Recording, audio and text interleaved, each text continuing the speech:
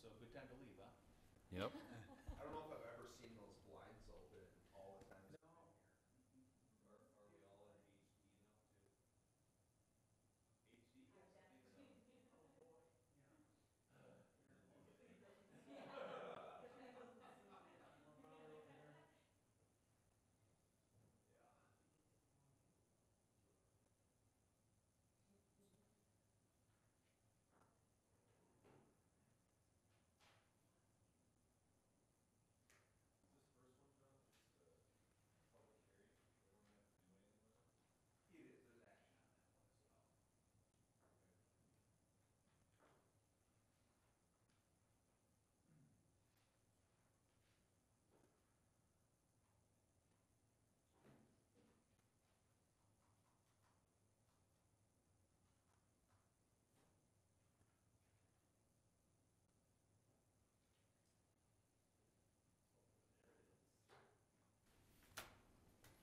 All right. The hour of 7 o'clock having arrived, we will begin the meeting. I call this meeting of the Hastings Planning Commission to order. This is a regular meeting. First item on the agenda, approval of minutes from our January 28th, 2019 meeting. Commissioners, any additions or corrections to the minutes presented in your packet?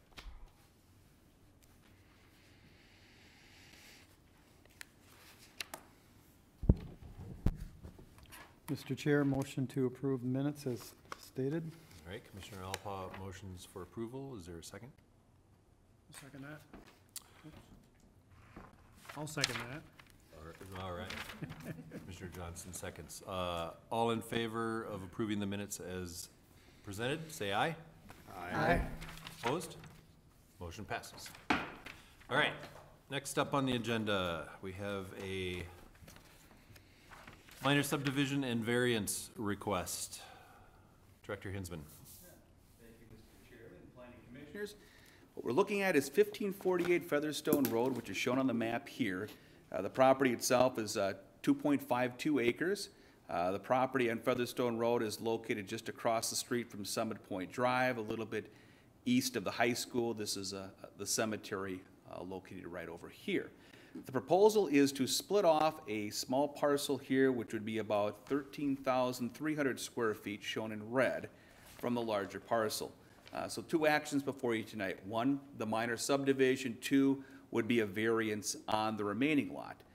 The new lot to be split off would meet the minimum lot width requirement of 75 feet. However, the existing lot, which would be over 2 acres, would not.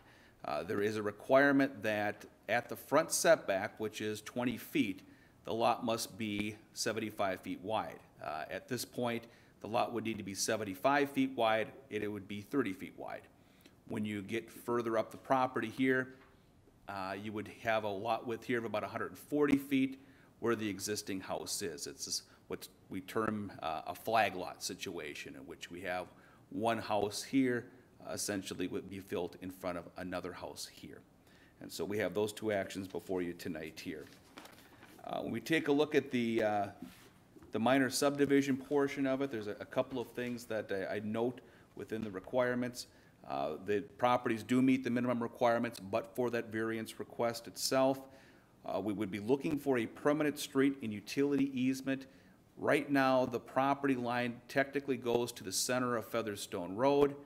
Although we've been using the road and the right-of-way for quite some time and have rights over it, we'd like to have those rights more definitive through a permanent street and utility access. So essentially, we would take an easement over 33 feet from the center line to where this red line is today and have that document recorded prior to the minor subdivision being approved. As far as utilities on the property, utilities have been stubbed on the property. They were done in about 2002 with the street utility project that occurred in that location. There may need to be a public utility access agreement if those utility lines cross other properties. So that's just another thing we note. With the subdivision itself, there's a couple of different fees that come into place. One for park dedication. Underneath our subdivision ordinance, we have a requirement that for any newly created lot that they satisfy park dedication requirements. In this situation, it's one lot, so it would be a cash in lieu of land dedicated, so we would collect $2,200 in fees for new parkland for the property. We also have a fee for our sewer and interceptors, trunk fund, which would be included on this at $485. The property itself is fairly wooded, so the tree requirements that we have for planting of boulevard trees and front yard trees would be waived. There's existing trees there that are in good condition. That being said, with the construction of this new house here, we would have the tree preservation policy in place that any significant trees that were cut down would need to be replaced. At this time, we're not sure what the house plans may be for this, that those have not been developed at this time, but we note that for the future on this. With the minor subdivision, we do have a public hearing notification aspect to that, so we did publish this in the newspaper and notified to people out to 350 feet. We have not received any comment one way or the other regarding this. So that is the minor subdivision aspect of it, subject to 9 conditions here. I will note on the 9th condition, I will modify that slightly. It says approval is subject to a 1-year sunset clause if significant progress is not made toward construction of the proposal. That should read recording of the document. We're not putting a sunset clause on when the house would be constructed, but when the documents would be recorded to subdivide the property officially. So that would be the minor subdivision. On the variance aspect of it, again, 75-foot width requirement for the district. The remaining lot would be 30 feet wide, so it'd be a 45-foot variance being requested on this one. Looking at the variance review, I've put a couple of details within there. Because the property itself was stubbed out with sewer and water services and paid in 2002 in anticipation of development, and because the lot itself meets the requirements at this portion here, we are supportive of the variance on here. I think the mechanisms for recommending approval on this from staff standpoint, what differentiates this from potentially other projects that could be coming around is primarily the sewer and water stub that's on there. The applicant has paid for that in the past in anticipation of future subdivision. And so that's the overriding reason why we would be supportive of the variance in this situation here. And so I think that's all I have for this report. Didn't go through the pictures. Let's take a look at the pictures of the property. This is the existing house here. This would be where the new home would be constructed. The lot itself, it's fairly well treed.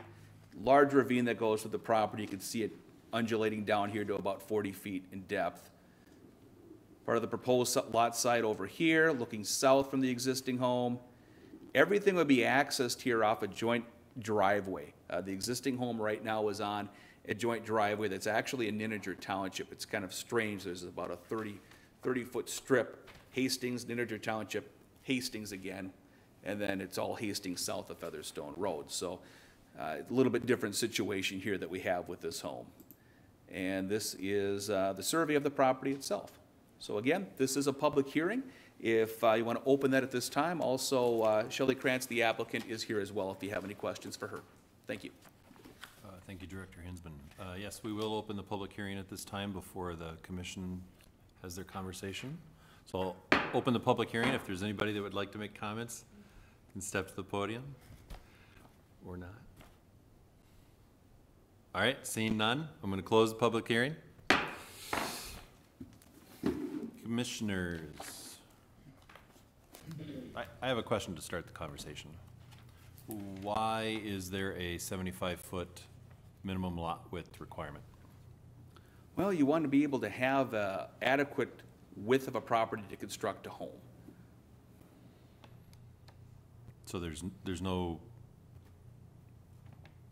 reason that the city needs it to be 75 feet at the width? It's really just to be able to... I think it's more from a practical standpoint to prevent a lot being sold that is not large enough to be constructed. When you take a look at the different zoning districts we have, the R1 district has the largest lot size and the largest lot width requirement. Other districts have narrower requirements within there. So part of it is to have a minimum size to construct a home. The second of which is different areas have different densities within town, the R1 being one of the lower densities. So you see generally some larger homes, larger foundation sizes, and that's what triggers the larger width requirement. If there are improvements on that road, how would the improvements be taxed to the parcels? Are they using that front footage? It would be a front footage generally, and part of it's based on lot size as well, so it's a combination of both. Okay. Commissioners, questions? Commissioner Stevenow? Is there anything that needs to be addressed to Nininger Township because of their involvement in the property and its location? Commissioner, the property itself is fully within the city of Hastings, so if I take a look at this here, this little roadway driveway is in Nininger Township. This is fully within Hastings, and the property on the other side of this is fully within Hastings. The situation here is the property was within Nininger Township for many years, constructed there in the 70s, and then annexed into the city in 2002 so they could have access to sewer and water. Thank you. Mr. Chairman, Commissioner Alpa? is the driveway that's shared right now, is that the portion that's in Nininger Township, or does it go up the west side of the lot? Correct. This right here is the driveway within Nininger Township. So if you go back to, this is the driveway here. So this is fully within Nininger Township. Both sides of this property are Hastings. And that driveway is feeding the current lot, and then the other lot that's in the back there? Yeah, so you can kind of see here, this property here, 10979 is within Nininger Township. So the driveway feeds this house and that house. So these two at present. It may, depending on how this is set up, could potentially feed this house if there's an access agreement across it, or it could be accessed off of Featherstone Road directly. Is that some type of a deeded access for that road It then? is. So I'm Yeah. curious, then why are they limiting that size of that lot instead of going all the way over to the eastern edge? Why are they leaving that 30 feet in that lot for access to that back area if they already have deeded access up that driveway? We would not allow, under our subdivision code, for a property not to have access on a public road, because if the ingress and egress document were to go away at some point or be modified, then it would be prohibitive for access here. We always require some sort of access to a public road. Okay, and at this point, we don't see that turning into any kind of a public road? No. It'll remain private? Okay, We do not. thank you.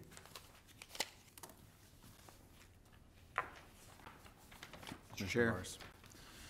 John, could you speak to number 5 on your recommendation? It talks about securing access rights for construction of private utilities across abutting property. So are there anticipated private utilities that have to cross these other parcels, and do we need any sort of recording of easements for that? Commissioner, we would if they do cross properties. In talking with the applicant after I put the report out, it sounds like the utilities may not actually be near the roadway easement, but more on Featherstone Road. So that might be a moot point, that they could just be directly accessed from Featherstone to the property. But if they did cross another property, we would need to have those in place. And since she would be owner of both properties, it would be an easy thing to record prior to sale. So with that, okay, because that road is not actually on the neighbor's property with an easement on it, it's actually owned by the township. I think it's a private property. I don't think there's any township ownership of this. It's just an easement. So there'd just be an easement needed then maybe from that parcel as well if it's crossing onto the road to grab utilities? It depends on where if the utilities were over here, then we would need to have access across this property to this one, so that they can provide access. But from talking to the applicant, it appears the utilities are somewhere in this area, so there would not be any crossing of it. So it's probably more precautionary than anything at this point, that if there are utility stubs that, in order to serve the new home, would need to cross other properties, you need to have those rights established. Got it. Thank you. Mr. Chair. Commissioner Johnson. So John, the utilities that feed the existing lot come out of Featherstone? It's on sewer and water right now? Correct, And then there's additional stubs for the new lot? correct.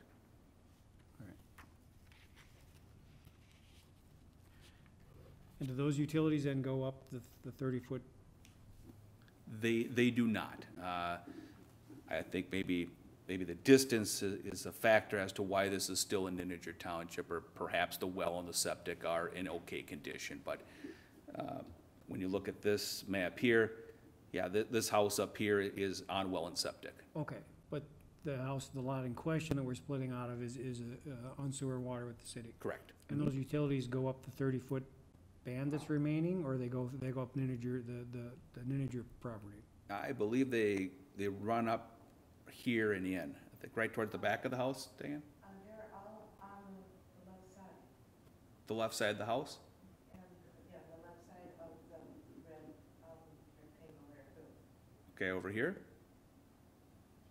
Well, on that side. So it'd Okay. be Up the hill. On the west side? On the west side. Okay. Oops. Over here someplace. Yes. Okay, got it. So they go up through the new parcel? Right. That's not a constriction of any kind as far as the building envelope or? It would fall under that condition we had put on there, that any private utilities that go over one property to access another, there would need to be rights established for Right, that. So right. that would be covered under that. Right. So they're not right smack in the middle of that lot or anything? I mean, I'm just concerned about building placement and, Right, I mean, but it could be solved regardless. exactly. Right.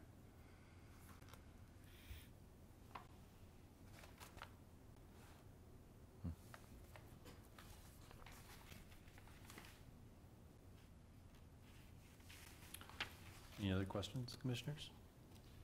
I could just say, I wanted my daughter to buy my house, and I would build a small new house on the new, on the lot that All right. I want to keep all the property. Keep it in the family. Sure. Yeah. Anybody feeling like a motion?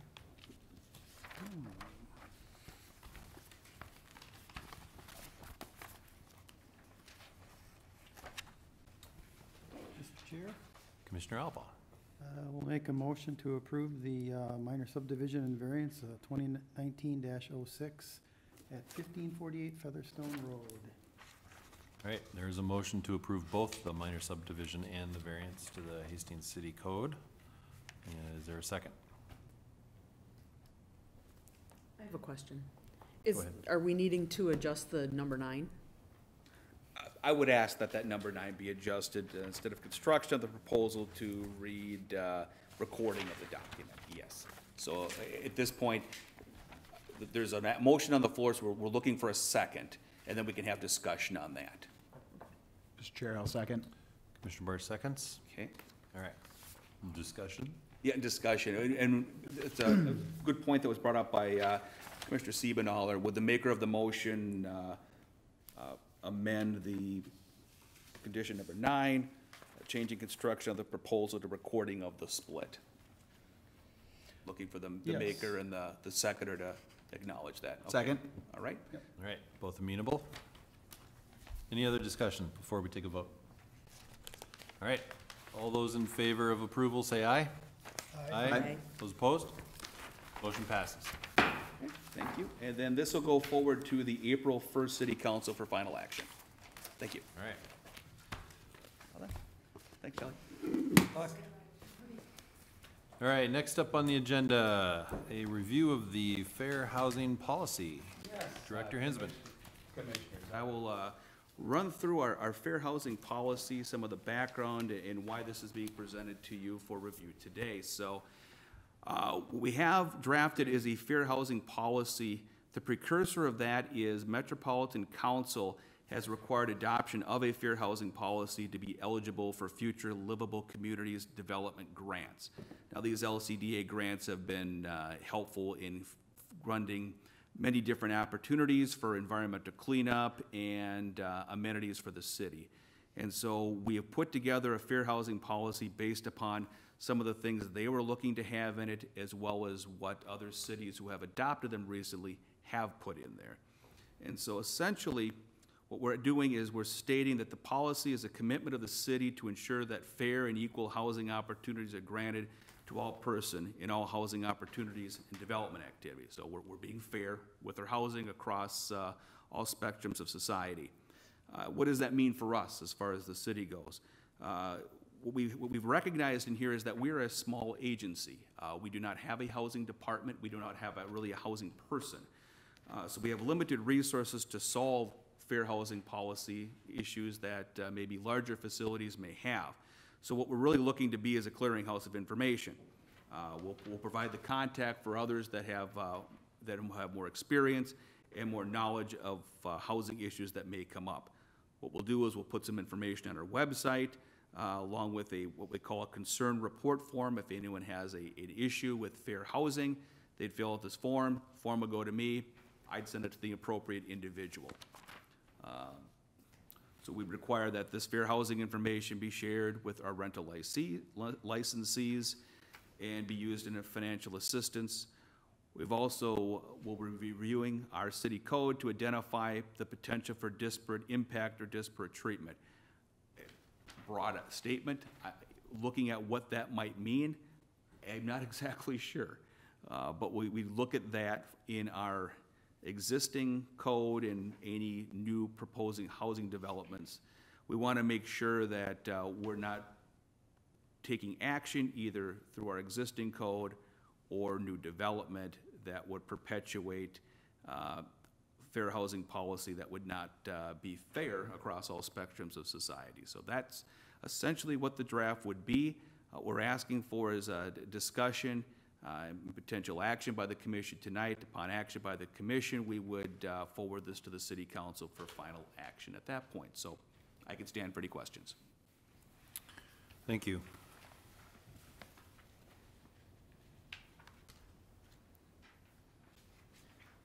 John, I've got one. Is this gonna be written into the 2040 comp plan or included in any way? Nope, this would be standalone from the comp plan. Okay.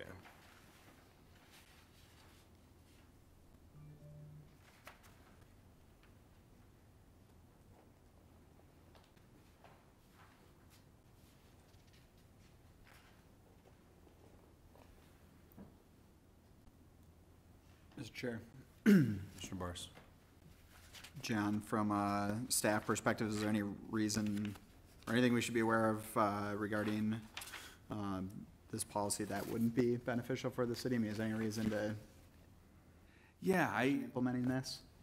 I took a look at it from a couple different standpoints. One, would this have a negative effect on development? I don't think it would.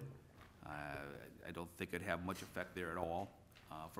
From a staffing standpoint, would there be an undue burden placed upon us? I don't really think it's going to occur. I will put some information on the website that'll take a little bit of time. I wouldn't anticipate we would get much in the way of questions. I probably get 1 or 2 phone calls a year right now on housing-related questions on that, and I would be forwarding those on to people that have more knowledge of them. With our housing situation in Hastings, I should have noted, Dakota County Community Development Agency, we've contracted with them to provide essentially public housing for the city, some of the senior housing facilities and some of the workforce housing facilities you see. So they're really the experts that we have. Thank you.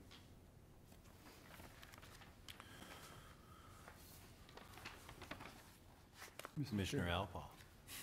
John, did you say that this is loosely based off other cities that have already implemented this type of a policy. Correct.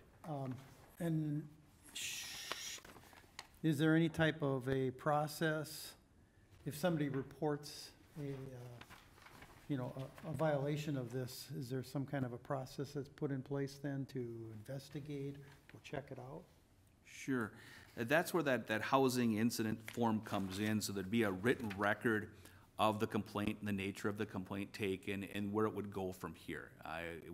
We take down the information, we forward it to the appropriate agency on that. As far as the follow-up from our standpoint, we're really a clearinghouse.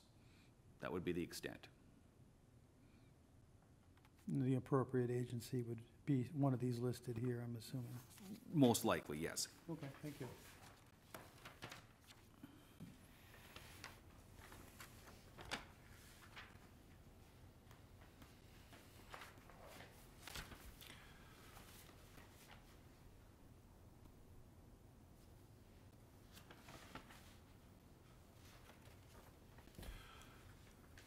So you're looking for an approval tonight from the commission? Correct, yep, to be able to forward recommendation this? for approval.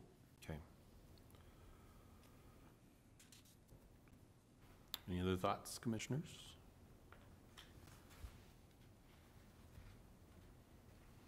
I do. So when it comes right down to it, we're governed by the state with all of this already. So is it any different from state? Oh, as far as this policy goes? Yeah, fair I don't know housing. if it really would. I mean, we're making a statement with this that we will be fair in our use and review of housing, essentially. So it's just kind of reiterating what's already in place for state law. I don't know if there's anything dramatically new with this. I think it's more of a statement of how we go about things, and if there's issues, here's what we do. Okay.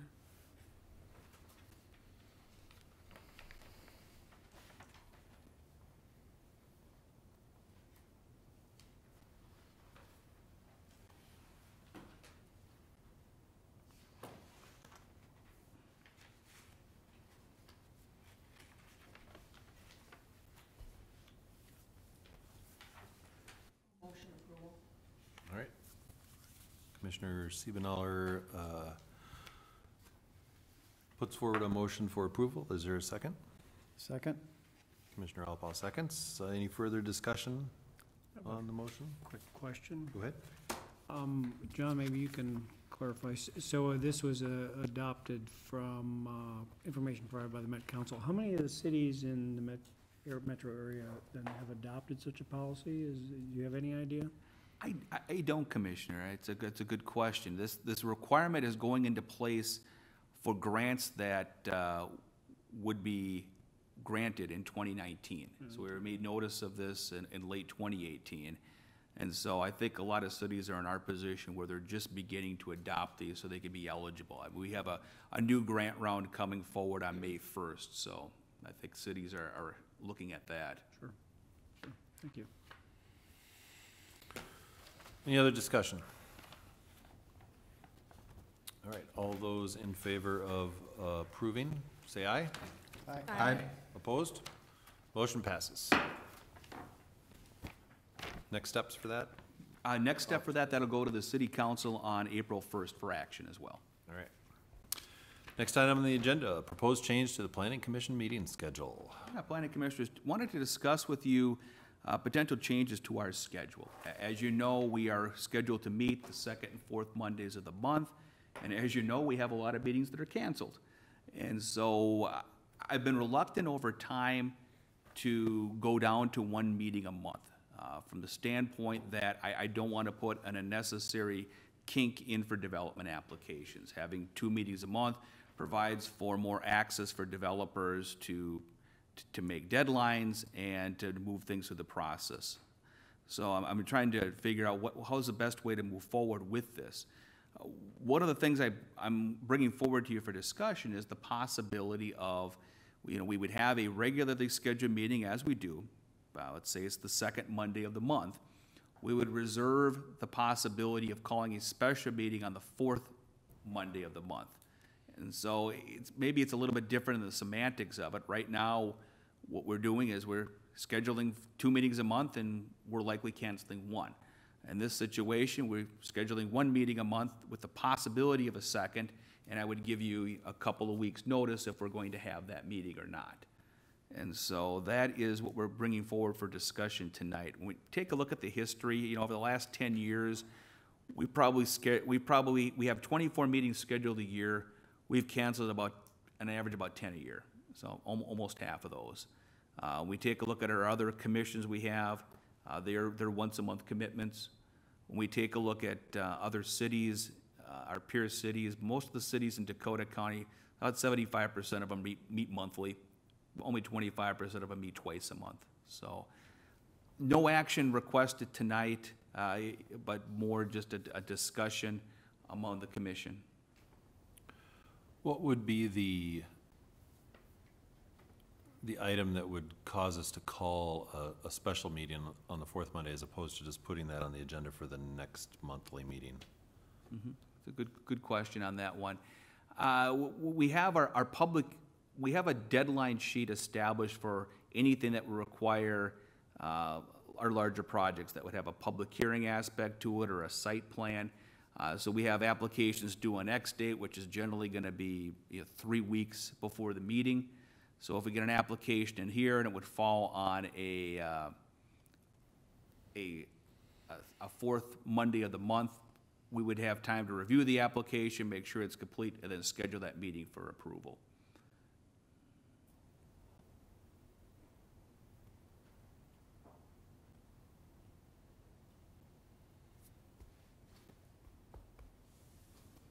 Any other comments, commissioners?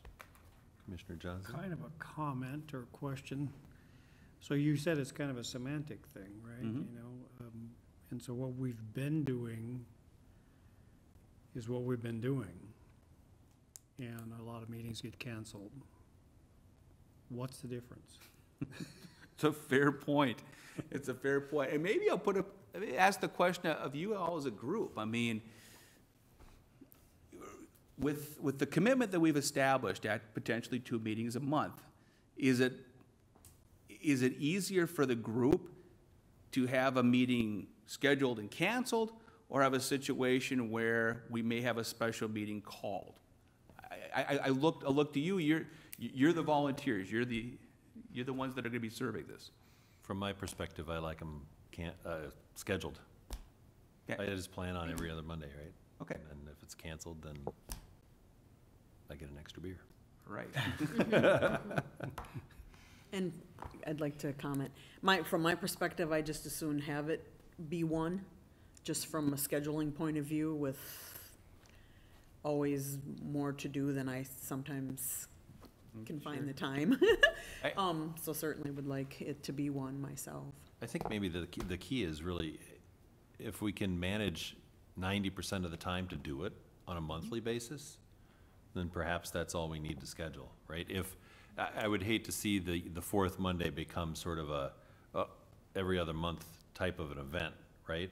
If it happens once a year, that might not be such a big deal, but if it becomes regular, that. From the developer's perspective, I mean, they should be able to plan far enough to hit the right schedule and another week. I mean, I think those are maybe the situations where it makes sense, but to add a special meeting for 1 item too, versus just pushing them to the second Monday, I think it sounds appealing, knowing how many we've missed. Yeah.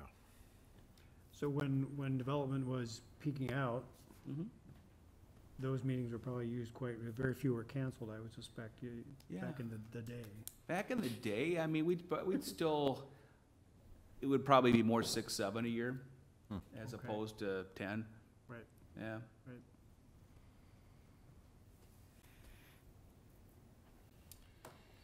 One thing I was thinking of is, we get a quorum established, just meeting on site. I know on the HPC, we did that several times. If there were a few people that couldn't make it, there was only 1 item on the on the list, you get a quorum and you meet out on the site. Applicants there to ask questions, and sometimes you don't need an actual meeting with everything. You can do that. I don't know, it's something to kick around, but I just don't want I think, for variances and such a small window of construction with the weather in Minnesota, that the community is gonna know that they have that option. So I think if we do go that route, we put something on the website, something in the newspaper, let people know that that's a change, since it's been this way for 20+ years. So they know they have that option, or maybe have that verbiage added to the permit application, so they know they have that available, so. That's a great idea. So how does this decision get made? I'm taking comment in from the commission, the council as well, and we will report back on that one. Okay. So no final action on this. Okay. More of a question. All right. Thank you. Final item on the agenda tonight? Final item we have is the election of a planning commission chair. Mr. Deaver has decided to leave us and to move on. We appreciate all his service that he's given us over the last 6+ years of guidance, and wish him the best in his travels to Illinois. But that leaves us with a vacancy in our planning commission chair. And so the way this works again is that we could be a nomination and a second to nominate any active commission member who has been serving on the body for at least 1 year are eligible to serve as planning commission chair. So I can take any nominations at this time.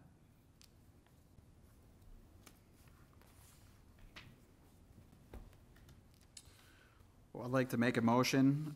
Well, first, Commissioner Chair Deaver, thanks for all your service. It's been a pleasure serving with you. Thank you.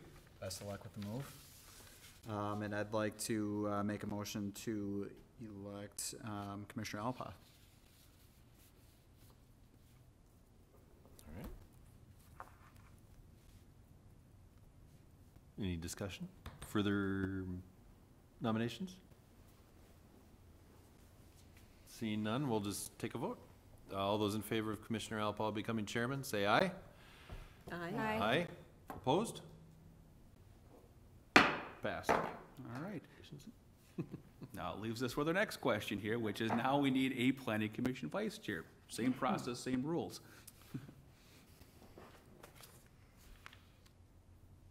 Nomination,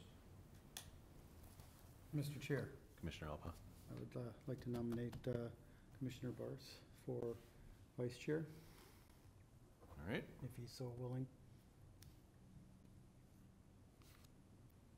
Yes, sir. Okay. Any discussion? All right, all those in favor, say aye. Aye. Aye. Opposed? Mr. Bars, congratulations. Thank you. All right. And, moving on to other business here. It's been a couple of meetings since we all met here, so a couple of notes on some various issues that I'm trying to find now. I'll just go off the top of my head, I guess. See, with projects going around in town right now, Great River Landing, the parking ramp project should be starting up here any day now. With snow being melted, they anticipate the remainder of that project being completed by May or June. So that will open up 121 spaces there. With the Hudson project itself, plans are in for review, and then we've got some interior plans beyond the shell plans that should be in here at the beginning of April. And so that'll allow them to start construction soon after that. They had taken a little more time through their plan review than they anticipated, and looking at some items and some potential changes on the interior of a few things, but they've told me that they are looking to start very shortly and move very quickly as they move down the road there. So we'll see that project hopefully here starting up.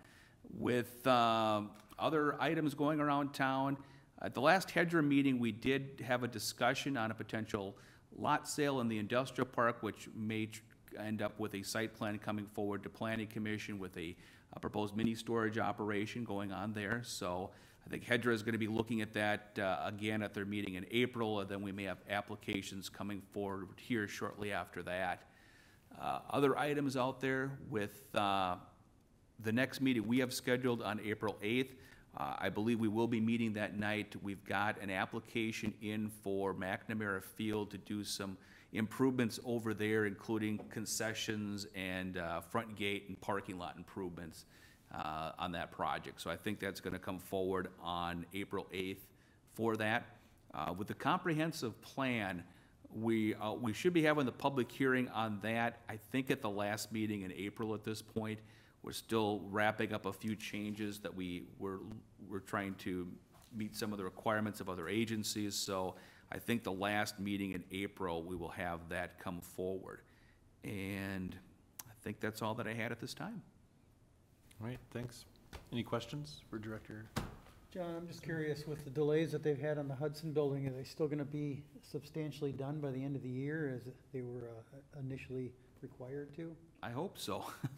That doesn't leave them a whole lot of time. The timeframe on that is dwindling, definitely on that one. They have not made any requests at this point for any extensions. They said they feel confident that they can complete it. Well, we'll see what happens here. I just want them to start. Fast and furious. Then. Yes. I had a couple things. Any update on the cidery? Oh, the cidery, yeah. Not too much on that. We signed a real estate option agreement with Panache in December, goes till June 1st. Not a lot of movement in the last few months on that one. We'll see what happens. I mean, it certainly could be completed by June. I mean, there's not anything prohibitive to it. We just haven't seen a lot of movement in the last couple months, so. Okay. See what happens. And then Caribou and Einstein, any update with the Caribou and Einstein on that PennDOT? And sorry, Emily, your competition there. Things moved along glacially, as you know, the last couple of years on there.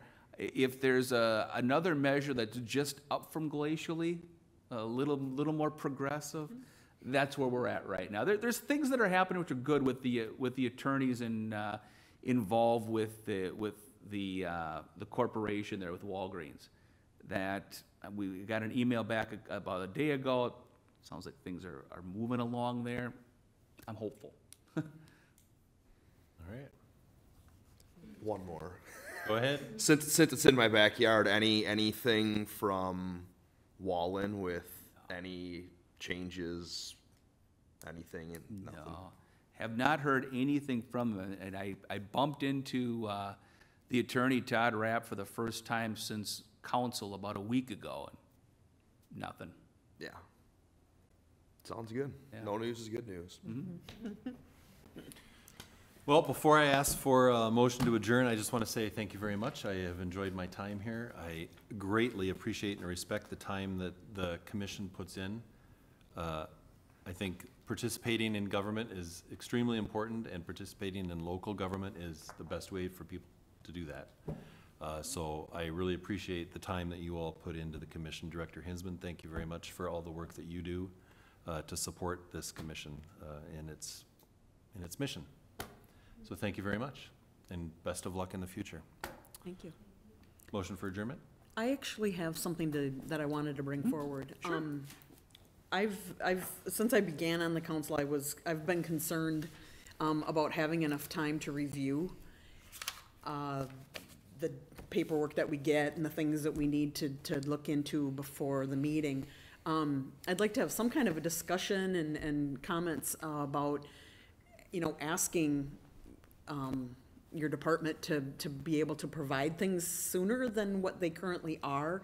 So in case somebody's gone for the weekend, there's just such a small window of time to research, to talk to people, that I would love it if we had it, sent out, even days before it currently is, would be extremely helpful for me in doing the best job that I can for the council, or the commission. But I just wanted feedback and conversation from the commission about that. Anybody else Got have, anything? scheduling? My standpoint? Yeah, I mean, is that, I'm guessing you guys have deadlines to meet and you want to wait as long as you can, so. I mean, from a staff standpoint, it would, the way our week's structured, it would be more of a significant change for us to do that. Can't say it couldn't be done, but, you know, with the application deadlines that we have and other aspects we have in reviewing and writing the report and doing our research, it pushed things back a little bit. So we would have we'd have to add that on to the submittal deadline, and the process would be a little bit longer on that. Would it be made easier with the once-a-month meeting format? Maybe, maybe not. Okay. Because then you're gonna have an aspect where if someone just meets a deadline for the next meeting, it becomes much longer at that standpoint. Right. All right. Commission, any other comments, commissioners? I would just like to say, I appreciate you saying that, because there are some times when it's, the weekend is shut, you're out of town, I mean, something happens, you come home and you got this thing laying there, and it's hard to do it justice. Even if it were, you know, a day. So I would like that, maybe consider something like that. All right. Motion for adjournment then? So moved. Commissioner Alpa motions, is there a second? Second? All those in favor? Say aye. Aye. Aye. We are adjourned. They're inching forward, huh, John? What's that? They're inching forward.